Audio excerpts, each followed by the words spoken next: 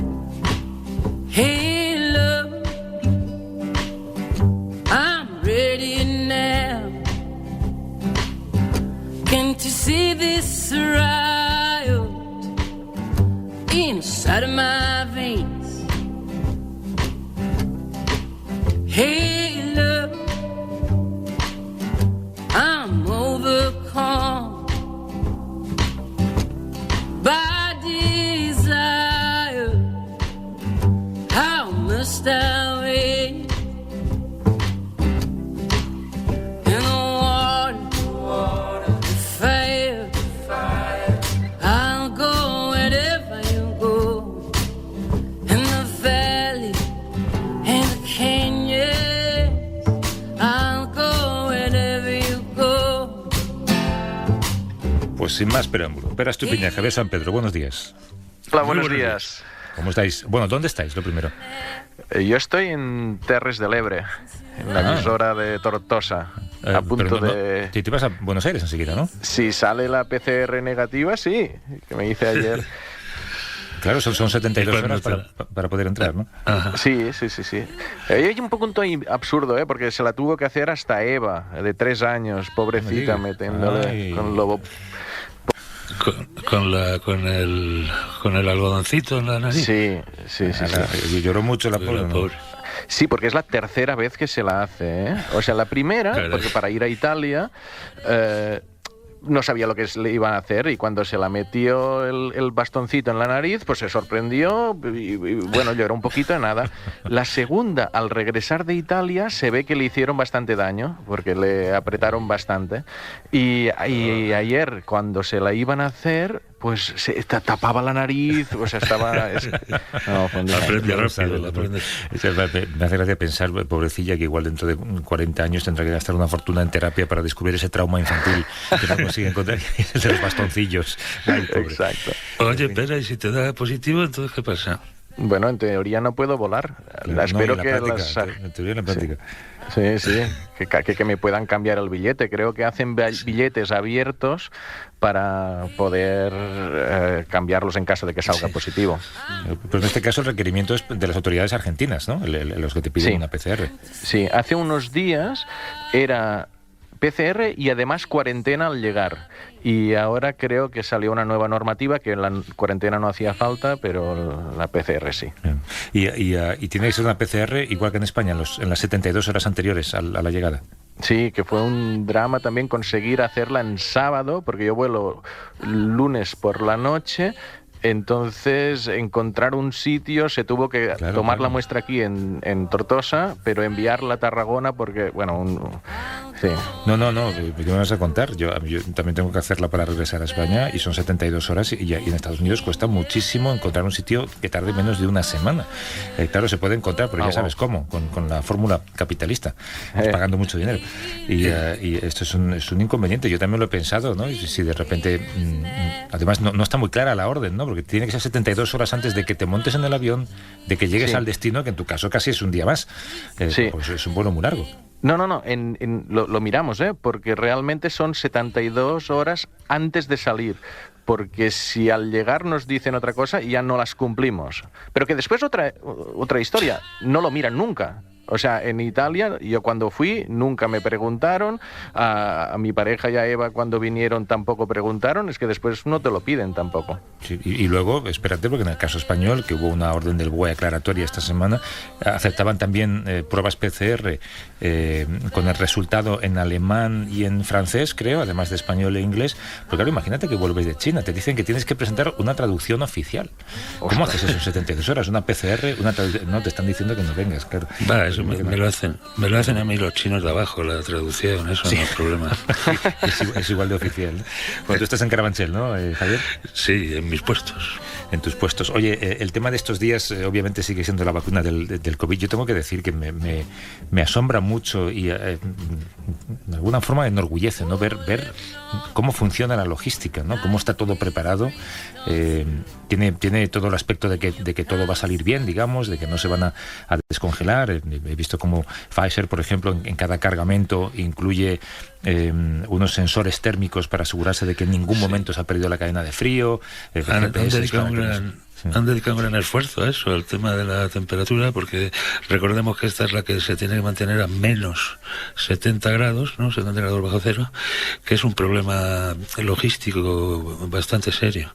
Y vamos, Pfizer lleva meses perfeccionando estos sistemas de transporte que sean relativamente aislados térmicamente y que tengan estos sensores, que además de servir para saber por dónde va, ¿no? Es Internet de las cosas, de lo que hemos hablado muchas veces, ¿no? Puede servir para seguir el pedido, para saber dónde está la vacuna y sobre todo si ha habido una interrupción de la cadena de frío, sí, es un sistema bien pensado. No hay que hacer mucha ficción sobre ello, pero estoy seguro de que habrá quien intente desviar alguno de esos cargamentos en beneficio propio, ¿sabes? O habrá algún rico por ahí en algún lugar, en alguna isla que querrá... sí, daría para un thriller, ¿no? Y sabemos que ha habido ciberataques con intención de, no de robar directamente el producto, pero de copiar la tecnología, ¿no? Ha habido ciberataques de esta clase. Yo lo contaba esta mañana en Estados Unidos, ocurrió lo mismo en Reino Unido la semana pasada, lógicamente. Ahora hay una devoción absoluta de los medios de comunicación a la retransmisión del proceso de vacunación, ¿no? Entonces son 24 horas mostrando imágenes de camiones recogiendo cargamentos, hospitales con estaciones de vacunación, enfermeras con la jeringuilla preparada esperando que lleguen, ¿no? Y esto pasará en España dentro de unos días también, supongo, ¿no? Sí, a partir del 29, ¿no? Que se supone que todo hace esperar que la Agencia Europea del Medicamento apruebe la vacuna de Pfizer, pues a partir de ese día, no sé si en pleno Nochevieja se podría empezar esto, pero vamos, es cuestión de poco tiempo, sí. ¿Quién lo iba a decir, eh? Que antes de terminar el año tendríamos una vacunación. Yo desde luego no, reconozco que esto me ha sorprendido muchísimo. Tú eres más pesimista, tú siempre hablabas de que la vacuna estaría en el verano del año que viene. Sí, para la segunda mitad del 2021, sí. Hombre, sí cabía esperar alguna vacuna subóptima, con poca eficacia, pero es que encima la eficacia de estas vacunas supera el 90%, es que es totalmente inesperado. Vamos. Otra pregunta que pertenece al terreno también de la ficción y de la hipótesis, lógicamente, fíjate, si tanto esfuerzo y tanto dinero público y privado se pusiera en luchar contra el cáncer, por ejemplo, si todos los científicos del mundo, como ha ocurrido en este caso, con capacidad para hacerlo y con dinero para ponerlo en marcha, se dedicaran a investigar técnicas nuevas, las últimas, no sé, CRISPR, las últimas, ¿lo conseguiríamos? No, porque aquí vamos dirigidos contra un enemigo concreto, perfectamente identificado, es un virus concreto de la familia coronavirus, tal. El cáncer no es una enfermedad, son cientos de ellas. Y si algo está de acuerdo todos los oncólogos y los investigadores en biología molecular del cáncer, es que no va a haber una penicilina contra el cáncer, ¿no? Algo que resuelva de un plumazo una gran mayoría de los tumores, ¿no? Pero a mí me gusta recordar siempre que la mitad de los tumores ya se curan y que con el objetivo de curar la otra mitad, lo más importante de todo sigue siendo, pese a todos los desarrollos tecnológicos, sigue siendo... eso por un lado, efectivamente, pero también la detección precoz, ¿no? O sea, el pronóstico de un cáncer es la noche y el día. Si la detección ha sido precoz, o te esperas a que ya haya metástasis, ¿no? Que el pronóstico es bueno, quizás es verdad que es diferente, pero sí que la lección esta de esta sorpresa de que hemos tenido una vacuna muchísimo más rápido de lo que lo esperado es en parte por la gran cantidad de dinero público y privado que se ha puesto y lo que se ha conseguido adelantando plazos, aligerando burocracia y aprovechando la ciencia básica que había detrás de estas plataformas de ARN, de este nuevo tipo de vacunas, que sin ese dinero extra para aprovecharlas, para intentar ponerlas en práctica, que las empresas no se atreven a hacer porque es muy caro, pero bueno, los gobiernos precompran vacunas, hacen todas estas cosas, sí. O sea, o sea, pones dinero y hombre, el cáncer es diferente seguramente, y en otros ámbitos también, pero es una lección a extraer, sí. Bueno, y recordemos que esta vacuna, precisamente de Pfizer, proviene de una técnica básica que se estaba experimentando contra el cáncer, precisamente, ¿no? Sí. Tú en un artículo hablabas esta semana, Javier, en El País, sobre los 70.000 voluntarios que han participado en los ensayos, ¿no? Sí. Y aquí se planteaba también un debate interesante, y era si se debe administrar ahora la vacuna a aquellos que recibieron el placebo. A la ciencia le interesa no administrársela para ver si hay algún efecto secundario más a largo plazo, pero claro, ya han sido voluntarios durante un tiempo, ya nos han hecho un favor al resto de la humanidad, encima ahora no les vacunamos. Esto se hace cuando ves que un fármaco funciona muy bien, se detiene el ensayo clínico por razones humanitarias, digamos, porque no te puedes dejar al grupo placebo, que imagínate una enfermedad grave que tenga un pronóstico muy malo. Se suspende el ensayo y se le da a todo el mundo el fármaco. Esto se hace por razones éticas en ciertas ocasiones. En el caso de la vacuna, todavía recordemos que nos quedan por saber cosas muy importantes, como los datos que tenemos de eficacia se refieren a la eficacia evitando los síntomas graves en la persona vacunada. Pero nos queda por saber si evita que esa persona siga contagiando a los demás. Esto es una cosa muy importante si estamos hablando de encontrar una solución final a la pandemia, ¿no? Y necesitamos que los ensayos sigan en marcha. En fin, yo entiendo que es un problema, es un dilema ético, pero necesitamos saber también cuánto dura la inmunidad, si habrá que renovar las vacunas cada temporada, o bien la misma vacuna puede servir para todas las temporadas. Necesitamos que esos ensayos sigan, es muy importante. Claro. Oye, lo primero que siempre se me olvida, voy a dar un número de teléfono, es un número de WhatsApp, y al final de este espacio, en torno a menos 10 más o menos, intentamos reservar un hueco para que la gente os pregunte o os traslade cualquier inquietud. Siempre lo prometemos y luego a veces nos quedamos sin tiempo. Vamos a ver si hoy que tenemos un poquito más podemos cumplirlo. El número es el 638-855-349, como digo, es un número de WhatsApp, si nos quieren llamar, si quieren dejar una nota de audio o si quieren dejar su número, les llamamos de vuelta. Lo repito, es el 638-855-349. Luego lo vuelvo a repetir dentro de un rato. Pero tú, en el Cazador de Cerebros, por cierto, estáis de enhorabuena, os han dado el Beringer de periodismo a la divulgación en innovación aplicada a la calidad de vida del paciente, por un episodio del que ya nos hablaste aquí, es el caso de Xavi, sí. ¿No? ¿Por qué no lo recuerdas? Sí, bueno, me encanta recordarlo porque es muy emocionante, o sea, tanto científico como humano. Es decir, cuando ves progresos en ciencias, si son de laboratorio o son en ratas dices, bueno, pero esto era un niño concreto que tenía una anemia de Fanconi, es decir, sus glóbulos rojos pues tenían un pequeño defecto genético y no eran del todo eficientes, y esto a largo plazo, a medio plazo, le provocaría pues más propensión al cáncer, muchos otros problemas de desarrollo, etcétera. Los glóbulos rojos, como el resto de células sanguíneas, se producen en la médula espinal. Entonces la terapia génica, que es alucinante lo que consiguieron, era sacar unas células madre de la médula espinal, modificar el defecto genético y volverlas a implantar. Esto parece fácil decirlo, pero es muy complicado de hacer. Y meses después, Xavi y otros 6 niños que participaban en el ensayo pues tenían más proporción de esos glóbulos rojos no defectuosos. Y yo, uno de los momentos más bonitos del capítulo, me acuerdo cuando estaban con investigadoras que hacían esa ciencia básica, pero que eran las que transformaron las células de Xavi en su laboratorio allí cerrado, casi sin luz, y decían, mira, es que nosotros empezamos hace como 10-15 años con cultivos celulares, después con ratones, y hay un momento que nos dicen, no, las células que os llegan hoy son de un niño que se llama Xavi, para hacer un ensayo clínico a ver si funciona. Y es como, ostras, aquí esto le da la sensación de que esto realmente ha merecido muchísimo la pena. Me pareció muy bonito. claro, por Xavi y su familia, que sus padres también les conocí y participaron en el programa, y pues bueno, pues imagínate, ¿no? Oye, pero ¿sabes algo del niño o de los niños del ensayo? Sí. Bueno, y le pregunté antes de... Claro, pero imagínate que no hubiera ido bien y estar hablando de Xavi... Pero no, las últimas noticias que sé es que realmente se mantienen superiores los niveles de... Es como que ahora él tiene dos tipos de glóbulos rojos en la sangre. Los que todavía están mal y los que ya están corregidos.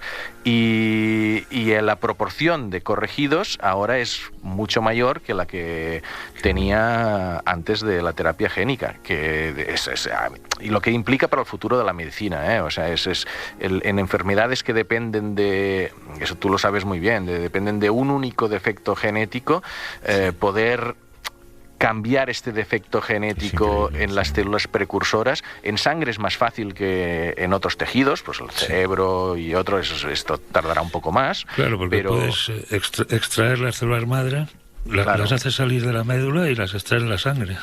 Las modificas en el Javier, como si lo entendiéramos todos y como si fuera fácil.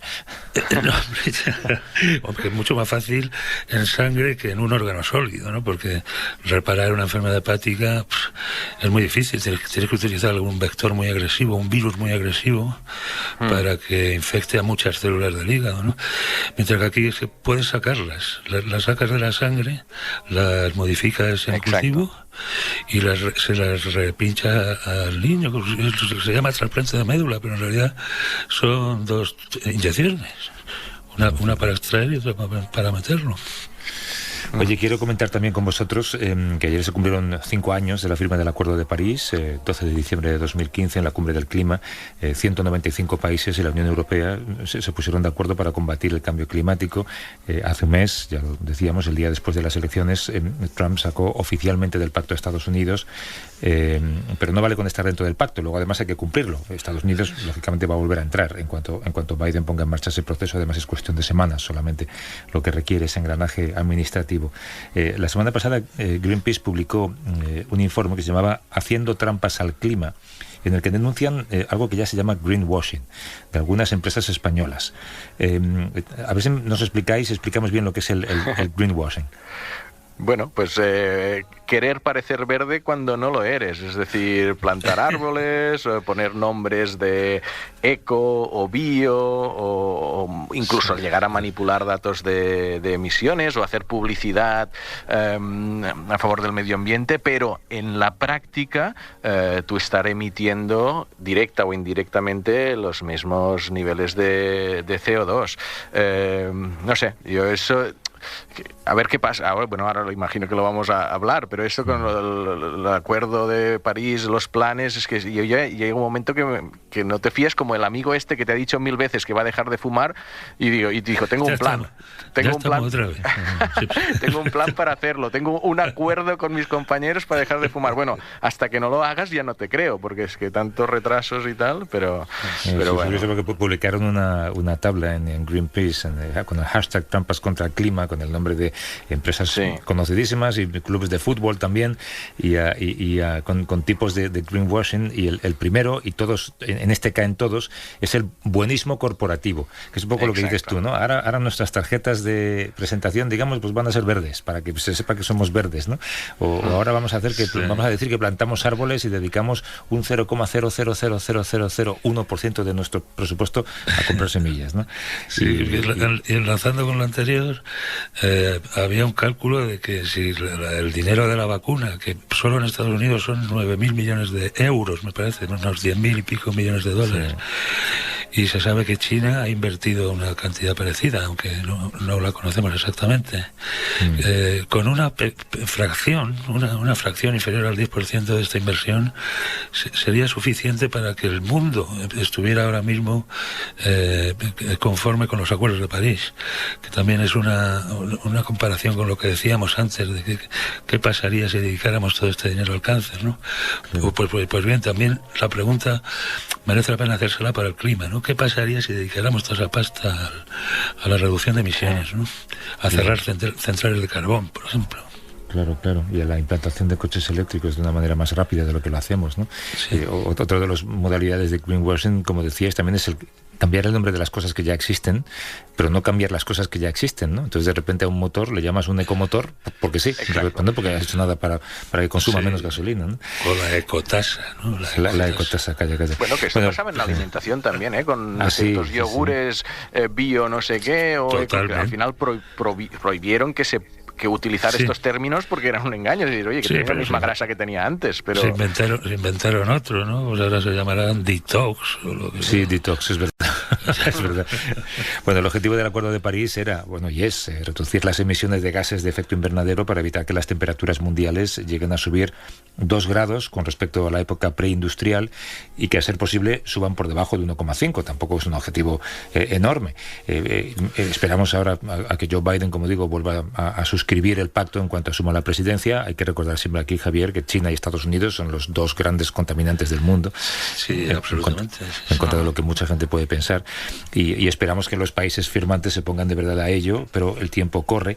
Queríamos hablar un momento con Javier Aristegui, que es catedrático de Ecología en la Universidad de Las Palmas de Gran Canaria, miembro del Instituto Universitario de Oceanografía y Cambio Global y uno de los españoles que participaron en la redacción del último informe del Grupo Intergubernamental de Expertos en Cambio Climático de la ONU. ¿Cómo estás, Javier? Buenos días. Hola, muy buenos días. Pues muy bien, aquí escuchándoles. No sé si hemos metido la pata en algo o si hemos sido demasiado optimistas o demasiado pesimistas. No, todo muy bien, todo muy realista realmente. Comparto muchas de las reflexiones que están haciendo. Da la sensación que no hay voluntad general, ¿no? En un principio por empezar a mover este carro, ¿no? Para hacer la verdadera transición energética, ¿no? Es como... Estaba pensando yo que es como cuando están todos en la piscina y el agua está helada y dice a ver quién se tira primero y están esperando. Dice, vamos a tirarnos todos a la vez y están esperando a ver quién es el primer tonto que se tira, ¿no?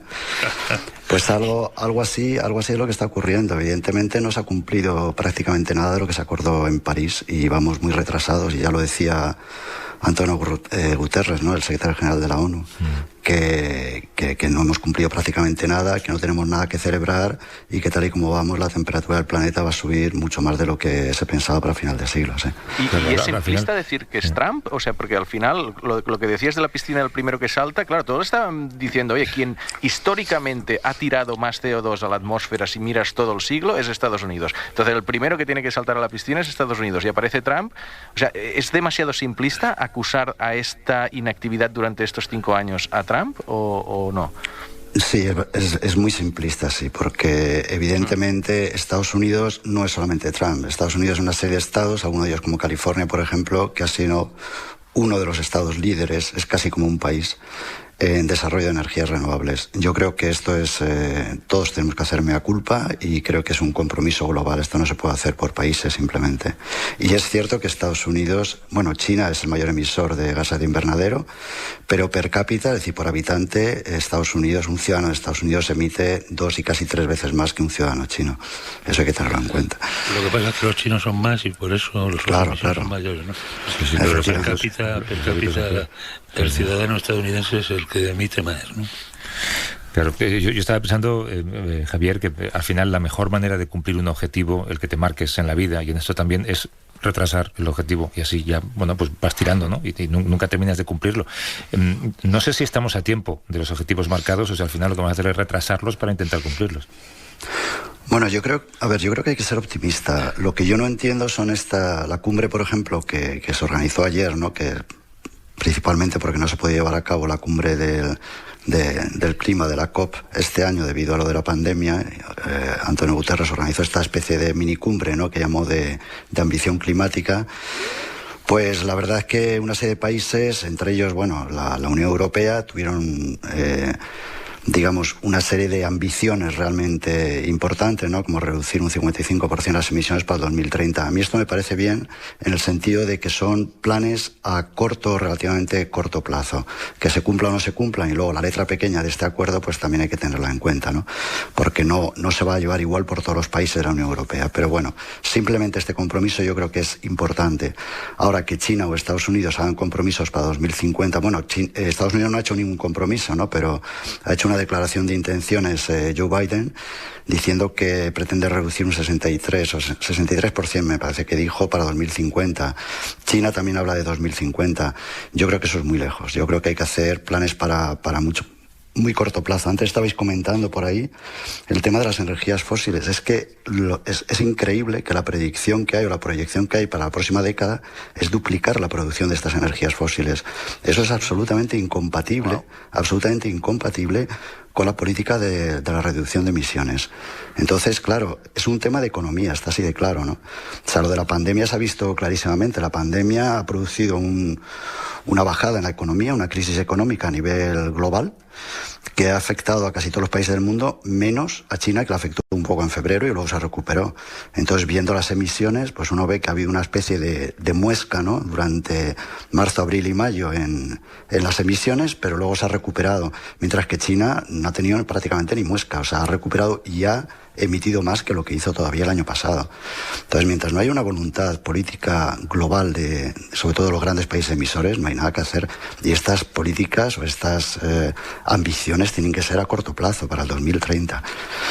Y no es cierto, Javier, que las empresas petroleras, por ejemplo, siguen haciendo prospecciones. O sea, su intención no es producir menos petróleo y derivados, sino producir más en los próximos años, realmente, pese a lo que digan en la publicidad que insertan luego en los periódicos. Bueno, yo creo que esta es la misma política que hace China, por ejemplo, con el carbón, ¿no? Es decir, China está invirtiendo, es el país que más está invirtiendo en desarrollo de energías renovables. De hecho, se ha comprometido también para el 2030 a duplicar el tema de la utilización de renovables, incluso a nivel doméstico, pero por otro lado sigue utilizando el carbón. Y sigue utilizando el carbón porque si no para su economía. Entonces yo creo que las empresas tienen políticas efectivamente de desarrollo de energías renovables, pero para poder evitar el uso de combustibles fósiles necesitan un apoyo que va más allá del ámbito propio de ellos mismos, de las empresas. Es decir, necesitan un acuerdo global que afecta a todo el mundo, porque es lo de la piscina. Es decir, yo no voy a ser el primer tonto que me tira al agua, ¿no? Es decir, o sea, que no busque petróleo, ¿no? Claro, efectivamente. Y luego sí, quería hacer una matización que creo que es importante, porque cuando hablamos del tema de la neutralidad climática, de la reducción de emisiones, la mitigación tiene dos apartados que son muy importantes. Uno de ellos, que es el que se está abordando ahora, que es el de la reducción de emisiones, y otro de ellos es la captura de esas emisiones. Es decir, no hay ningún escenario posible. Que está incluido en los acuerdos de París, ¿no es cierto? Sí, efectivamente. Y una de las cosas precisamente que denuncia Greenpeace, ahora que estaban hablando de Greenpeace, es que realmente esta reducción del 65% que hacen de determinados países de las emisiones no son tales, porque tienen en cuenta cuánto se capta por los sumidores naturales de carbono, como puede ser, por ejemplo, los bosques. Y no hay ningún escenario realmente posible donde se pueda reducir suficientemente las emisiones para llegar a la neutralidad climática. Hay que capturar emisiones. Y yo creo que esta es la segunda, es la segunda parte de la moneda, es el segundo tema que se va a tratar en los próximos años, o quizá el próximo año, de hacer políticas de consenso en esta captura de emisiones. Porque no solamente reforestando se puede conseguir esto, o aforestando, o con los sumidores naturales que hay en la naturaleza. Hay que buscar tecnologías. ¿Nuevas tecnologías para captura? Sí, se están desarrollando además. Se están desarrollando. Lo que pasa es que muchas de ellas están en estado conceptual de desarrollo y todavía no se están aplicando a gran escala. Pero, por ejemplo, los noruegos, que tienen una tecnología muy, muy desarrollada a la hora de sus extracciones de pozos petrolíferos, ¿no?, y de gas en el Mar del Norte, pues ellos son capaces de separar el CO2 del gas que están extrayendo y de licuarlo bajo presión y volver a ponerlo en los sedimentos y capturarlo. Entonces ellos se han planteado, y se están planteando, y lo están haciendo de hecho, están secuestrando de alguna forma gas CO2 que se está obteniendo por captura directa, pues por determinadas plantas que están trabajando en esto. No hay muchas, ¿no?, pero sí que se están desarrollando plantas que se llaman de captura de CO2, y sobre todo de Alemania. En Alemania lo están trayéndose gas licuado de Alemania y lo están secuestrando y lo están intentando inmovilizar en los sedimentos que hay debajo del océano, ¿no? En el Mar del Norte. Pero todo esto es una tecnología muy cara, muy costosa ahora mismo y que muchos de ellos están en estado de desarrollo, evidentemente. Y no solamente esto, hay muchas otras que se llaman medidas de tecnologías netas negativas, ¿no? Para capturar CO2. ¿Cuántos paralelismos, no sé si estáis de acuerdo, ¿no? con lo de la pandemia, ¿eh? O sea, científicos avisando de que esto puede llegar, confiando que la tecnología, pero que es cara, pues también era cara hacer todas estas vacunas, y al final cuando llegó, no sé si estamos jugando con fuego también, con esto de, bueno, si no es 1,5 grados de subida serán 2, dices, bueno, tú que analizas también el impacto en los océanos, entonces, también, no sé, hay el paralelismo de que pensamos que si llegara una pandemia, pues bueno, la ciencia ya lo controlaría, no es lo mismo que la gripe del 1918, pues con el clima, pues también ya nos apañaremos. O sea, ¿estamos jugando con fuego o no? ¿Estamos jugando con fuego? Sí. Vamos a ver, yo creo que si hubiera... Literalmente sí. Literalmente sí, estamos jugando con fuego, con temperaturas muy altas. 0,5 grado de temperatura hace muchísimo. Todos los modelos que hay de proyecciones climáticas dicen que 0,5 grado de temperatura hace diferencias tremendas, como, no sé, aumentar un 70% el riesgo de inundación, el subir a final de siglo 10 centímetros más el nivel del mar, que eso es muchísimo, porque eso significa desaparición de muchísimas islas y de zonas costeras, la desaparición de la banquisa de hielo ártico muchísimo antes, desaparición, por ejemplo, de muchas comunidades costeras como los arrecifes de coral, que prácticamente se piensa que van a desaparecer a final de siglo, pérdida de biodiversidad. Hay muchísimos impactos que tienen que ver con simplemente esta subida de 0,5 grado. Y la verdad que el coste de reducir la subida de temperatura en 0,5 grado es muy grande. Pero lo cierto es que es posible. Es una cuestión de invertir financiación. Claro. Y esto es algo que está en manos de la humanidad. Es decir, se puede hacer. Lo que pasa es que evidentemente no se le puede pedir a los mismos países que tengan un plan de transición energética igual, ¿no? No se puede pedir a la India que tenga el mismo plan de transición energética que Estados Unidos, cuando en India hay una población casi la misma que la que tiene todo Estados Unidos, que no tienen casi ni luz eléctrica. Entonces hay que hacer las transiciones a diferentes velocidades y de una forma muy, muy solidaria. Esto es lo que se decía en el Acuerdo de París, que a veces lo olvidamos, y es que hay que hacer esta transición energética dentro de los Objetivos de Desarrollo Sostenible de Naciones Unidas. Y esto es lo más complicado de todo, porque el tema de la reforestación, por ejemplo, o la forestación, plantar nuevos bosques, o este tipo de políticas que hay, por ejemplo, para reducir emisiones, entra muchas veces en conflicto con temas como la propiedad de los terrenos, el que haya disponibilidad de agua, no sé, entra en conflicto con muchos de estos objetivos de desarrollo sostenible, y esto es lo más difícil de tener en cuenta. No se puede planificar sobre el papel, hay que planificar sobre la realidad muchas veces. Javier Aristegui, que es catedrático de Ecología en la Universidad de Las Palmas de Gran Canaria y miembro del Grupo Intergubernamental de Expertos en Cambio Climático de la ONU. Javier, mil gracias por esta conversación. Un abrazo. Pues muchísimas gracias, un abrazo y buenos días. Hasta luego.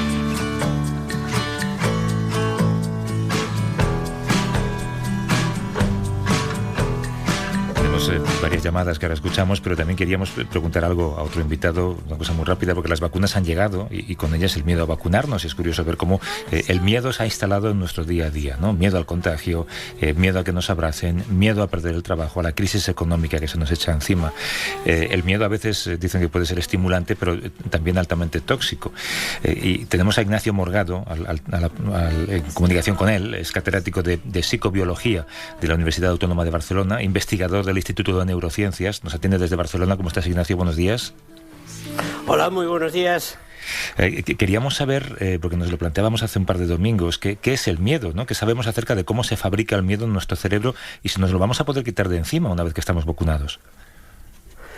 Bueno, pues sí, nos lo vamos a poder quitar de encima, pero nunca al 100%. El miedo es una emoción consciente, es decir, un sentimiento es un mecanismo que ha creado la evolución y la selección natural para protegernos. En cierto modo podríamos decir que estamos aquí, hemos llegado a inaugurar nuestra especie porque el miedo nos ha protegido de peligros a lo largo de la evolución. Es decir, no tenemos que ver nunca el miedo como algo absolutamente negativo. El problema miedo es que cuando es desmesurado, cuando es intenso, puede bloquearnos más que facilitar el que nos protejamos. Es decir, un poco de miedo, un poco de estrés, de tensión emocional, siempre es algo bueno. Demasiado miedo nos bloquea, nos confunde, evita que hagamos lo que tenemos que hacer, evita que nos protejamos.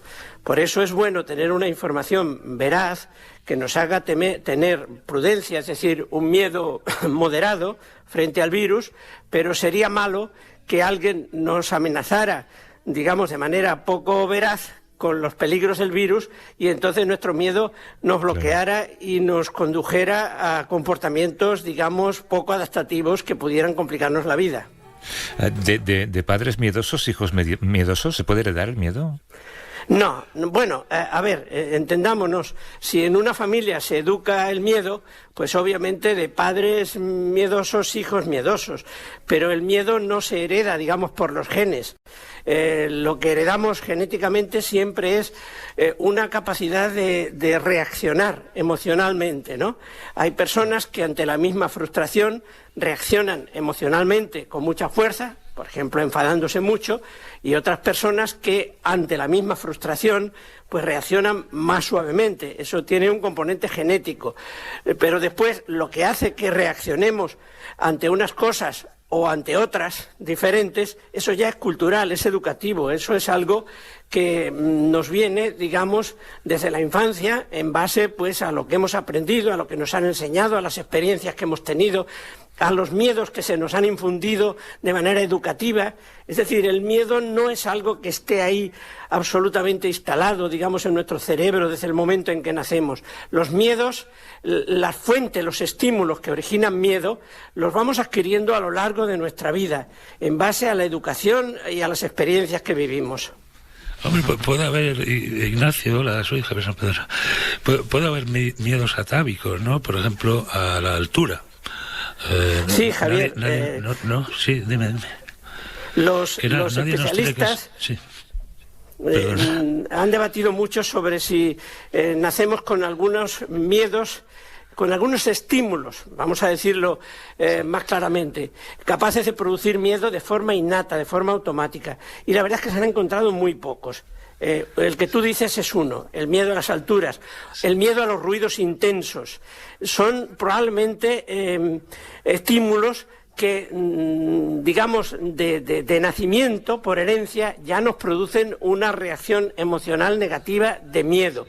Pero la inmensa mayoría de los miedos que tenemos, es decir, la inmensa mayoría de las circunstancias, estímulos, personas, pensamientos, etcétera, que producen miedo, los hemos condicionado, es decir, los hemos adquirido a lo largo de nuestra vida, en nuestras interacciones sociales, en nuestros estudios y con nuestras experiencias particulares. Pero, ¿y en general a lo desconocido? Es decir, estás hace miles de años en la sabana, aparece un insecto nuevo que no conoces y dices, ostras, no lo conozco, a ver si es peligroso, y enlaza o no con una vacuna nueva, que dices, ostras, este miedo protector, no para... Obviamente tenemos una información que tiene que vencer a nuestras emociones, ¿vale?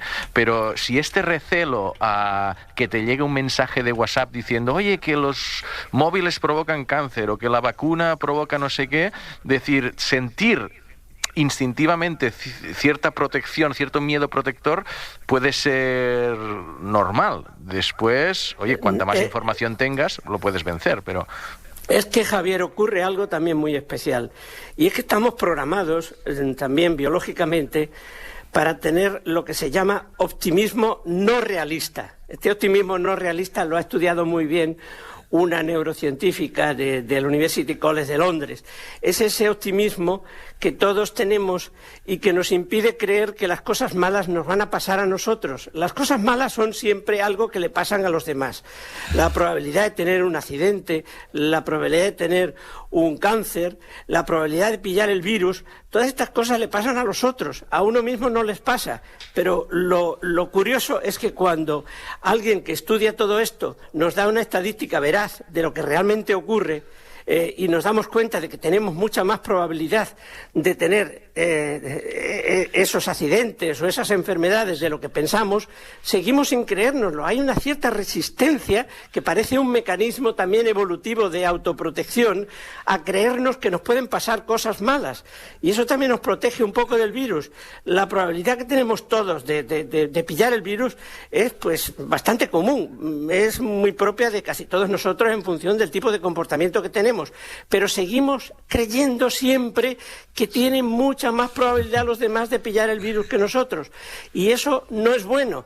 Esa falta de miedo que produce el llamado optimismo no realista, deja de protegernos, nos protege también, en cierto modo, para no caer en un miedo desmesurado que pudiera conducirnos a conductas improcedentes.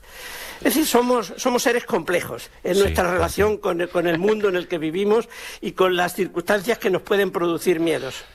Oye, Ignacio, y si el miedo es adaptativo, como evidentemente lo es, como has explicado muy bien, la valentía se puede considerar un defecto, un error, ¿no?, del sistema. Pues en cierto modo sí, porque muchos valientes han perecido precisamente por exceso de valentía. Esos señores que escalan los edificios, los rascacielos de las modernas ciudades, yo creo que tienen una valentía peligrosa, ¿no? Y quizás tienen un optimismo no realista exagerado, y eso es malo. Pero como tú muy bien has vuelto a repetir, el miedo es adaptativo, salvo cuando es intenso. Cuando es intenso es desadaptativo, porque nos bloquea. Un miedo intenso te paraliza. Pero es una condición, fíjate, Javier, no solo del miedo. Todas las emociones funcionan de esa manera. De hecho, estamos programados para que un poquito de emoción de cualquier tipo, un poquito de estimulación, digamos, de cualquier tipo, mejore nuestro rendimiento en cualquier tarea que estemos realizando. Pero en cuanto sobrepasamos ya esa actividad, esa excitación, ese nerviosismo de un determinado nivel, entonces ya empieza a caer nuestro rendimiento, empezamos a hacer las cosas mal. Y ese siempre es el problema que hay en el mundo este que estamos viviendo ahora mismo de la pandemia, donde sería bueno que sobre todo pues los educadores, los medios de comunicación y todos los que puedan influir sobre nosotros nos dieran una información que realmente no nos pusieran esos niveles de miedo exagerados que pueden hacernos comportarnos de una manera improcedente y acabar teniendo el virus. Claro, una persona que no tiene miedo al virus, que piensa que no se pilla, que a él no le va a tocar, pues a lo mejor no se pone la mascarilla, se la pone mal, va a una reunión donde hay gente desconocida que no sabe qué antecedentes de relación con el virus tiene, etcétera. Y una persona que tiene un cierto miedo, pues a lo mejor evita ese tipo de comportamientos, va con la mascarilla, no se fía de que la situación sea una situación, digamos, de seguridad. En fin, un poquito de miedo realmente viene muy bien. Ignacio Morgado, que es catedrático de Psicobiología en la Universidad Autónoma de Barcelona, investigador del Instituto de Neurociencias. Nos ha hablado desde allí, desde Barcelona. Ignacio, mil gracias. Un abrazo. Un abrazo para vosotros también. Hasta luego.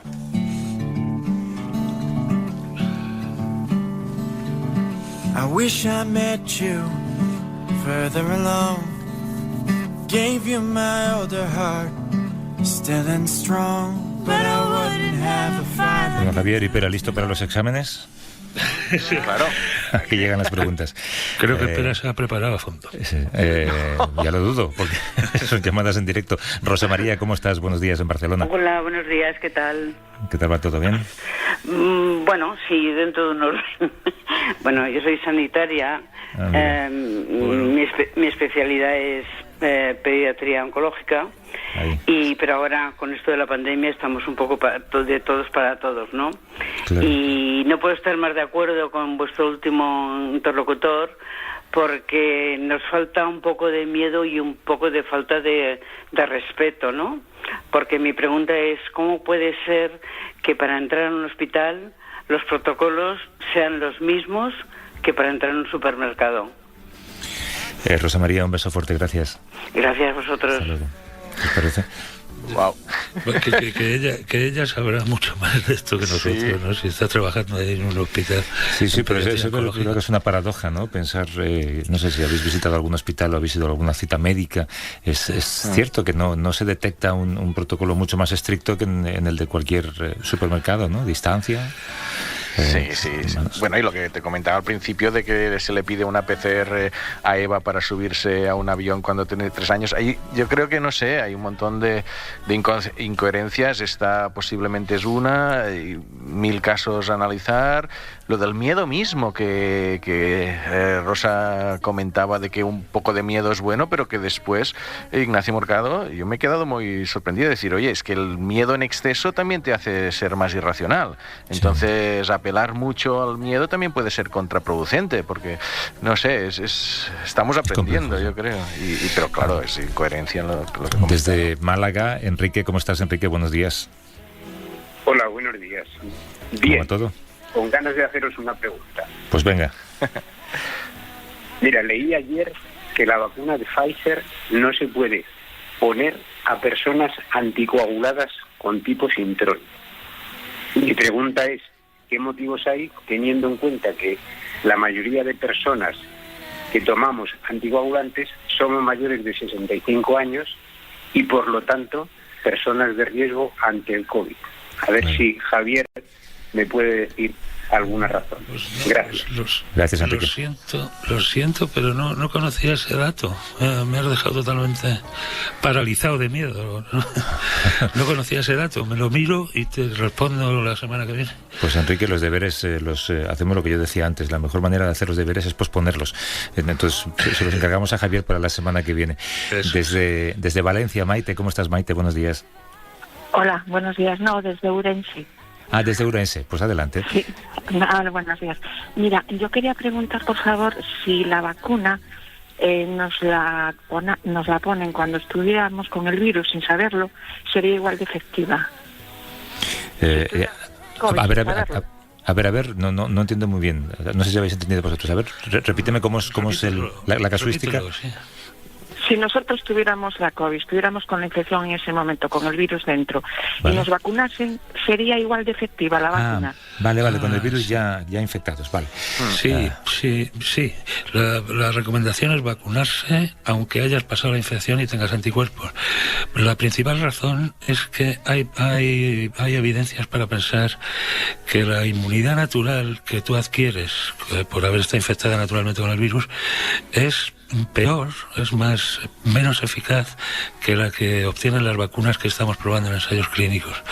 De manera que la recomendación es que se vacune también la gente infectada. Por supuesto, a lo mejor no está en el grupo más urgente, ¿no? Claro. Es porque tiene algo de protección, pero en algún momento habrá que vacunar a este sector de la población también, sí.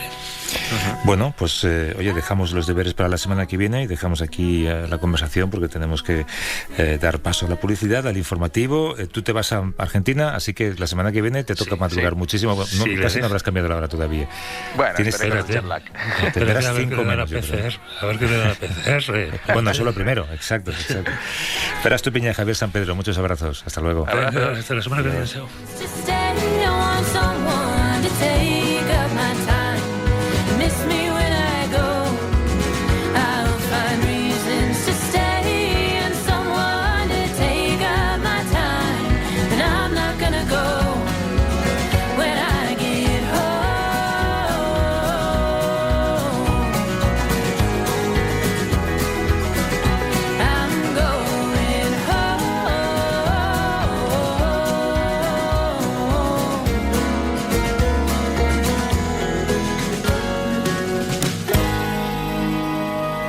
A vivir que son 2 días. Javier del Pino.